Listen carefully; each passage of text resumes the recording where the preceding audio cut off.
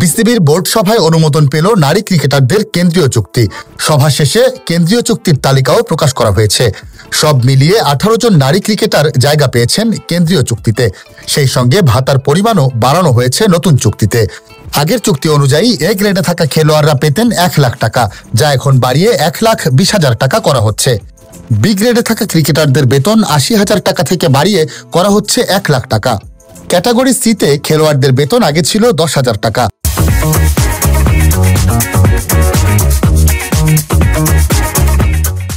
যা এখন বেড়ে হচ্ছে 70,000 টাকা। ডি ক্যাটাগরির খেলোয়াড়দের বেতন বাড়িয়ে করা হচ্ছে 60,000 টাকা। কেন্দ্রীয় চুক্তিতে এ ক্যাটাগরিতে আছেন অধিনায়ক নিগার সুলতানা জ্যোতি, ফারজানা হক, ঋতুমণি ও নাহিদা আক্তার। বি ক্যাটাগরিতে আছেন ফাহিমা খাতুন, শামিমা সুলতানা, শারমিন আক্তার সুপ্তা, মুর্শিদা খাতুন, মারুফা আক্তার ও রাবেয়া।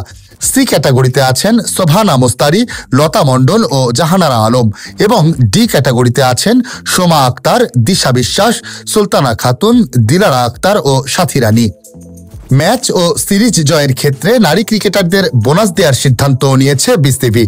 র্যাঙ্কিংয়ে শীর্ষে থাকা 3 দলকে হারালে ওয়ানডেতে 1 লাখ ও টি-20তে 50,000, চতুর্থ, পঞ্চম ও ষষ্ঠ দলকে হারালে ওয়ানডেতে 75,000 ও টি-20তে 35,000 এবং সপ্তম থেকে নবম স্থানে থাকা দলকে হারালে ওয়ানডেতে 50,000 ও টি-20তে 30,000 টাকা বোনাস দেওয়া হবে।